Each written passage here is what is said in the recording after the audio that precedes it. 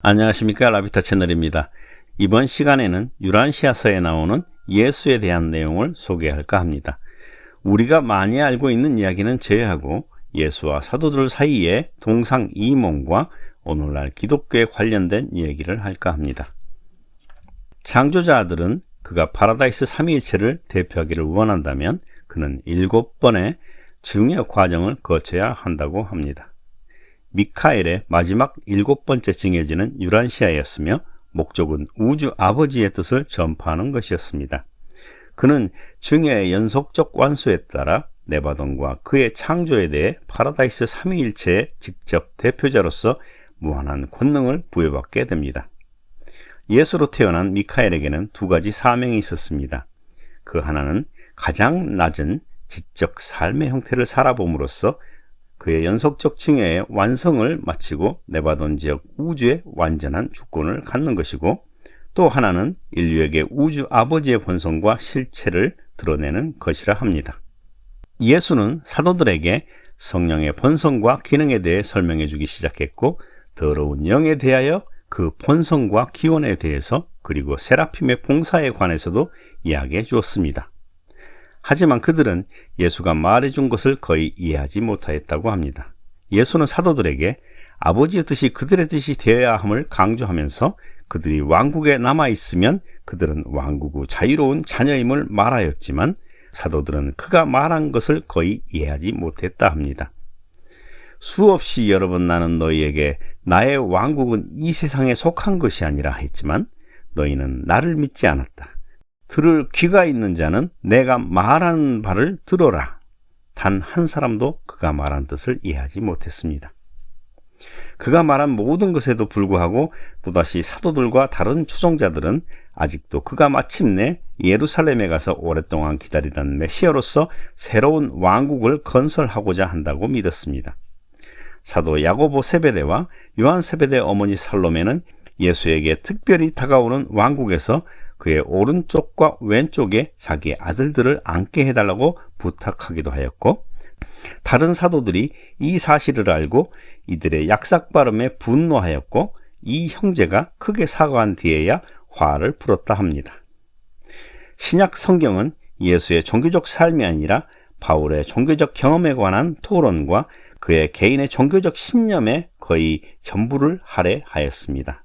신약 성경은 뛰어난 기독교 문서지만 나사렛 예수의 삶의 성질과 의미에 대해서는 거의 관련이 없고 그의 가르침을 빈약하게 전하고 있습니다. 예수는 하나님의 뜻을 행하고 동료 인간에 대하여 봉사하는 개인적 경험에 기초한 종교를 가르쳤지만, 바울은 영광을 받는 예수가 숭배의 대상이 되고 신성한 그리스도를 믿는 동료 신자들로 형제를 구성하는 종교로 바꿔버렸습니다. 예수의 인격의 힘은 기독교 종교의 형성에서 두 가지 큰 잘못이 생겨나게 하였습니다.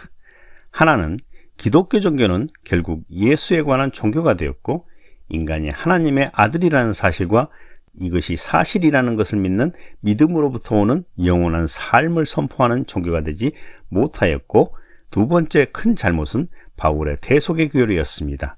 그것은 분노한 야훼가 그의 자녀들과 평화를 이루기 위해서 특별히 높은 존재의 피해 희생을 요구하고 있다는 전제에서 시작하였습니다. 바울은 그의 가르침을 전통적 관념을 가진 전통적 유대인에게 호소하기 위해서 작성하였으며, 그 과정에서 기독교 종교 교리의 기초를 만들게 됩니다. 현대 기독교 교회도 이 교리를 배척하지 못하고 있습니다.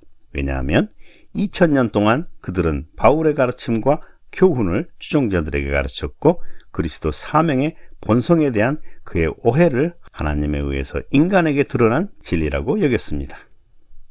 현재 기독교 교회의 딜레마는 그것이 안으로부터도 밖으로부터도 개혁되기 어렵다는 것입니다. 예수의 하늘 왕국에 대한 개념을 대체했으며, 하늘의 왕국이란 아버지의 뜻을 따르는 사람들의 영적 형제 관계라는 사실을 간과했다는 것입니다. 바울의 제도화된 교회는 예수가 선포한 신자들의 마음속에 존재하는 하늘 왕국의 대체물이 되었습니다. 예수가 생각했던 왕국은 지상에서 대체로 실패했고, 그 자리를 차지한 외형적인 교회는 이제 좌절된 영적 왕국의 에벌레우 수준이지만, 예수의 왕국의 개념이 잠자고 있는 고추는 그 안으로부터 언젠가 나비가 되어 나타날 것입니다. 오늘날 기독교는 백인들의 경제적 그리고 정치적 규범에 잘 적응된 종교가 되었지만 예수의 종교라고 하기에는 거의 힘들어 보입니다. 그리스 철학은 다른 어떤 종교 제도보다도 더 바울의 기독교 사상과 잘 조화되었으며 바울의 신학과 더불어 여전히 유럽의 윤리 기본 형태를 이루고 있다고 합니다. 기독교 종교는 기름 부음 받은 자, 기독교로 알려진 레바논의 미카엘이 성육신한 인간 나사렛 예수를 중심으로 형성되었으며 기독교는 이 갈릴리인의 추종자들에 의해서 레반트 지역과 서양 전역으로 퍼져 나갔다고 유란시아서는 전하고 있습니다. 감사합니다.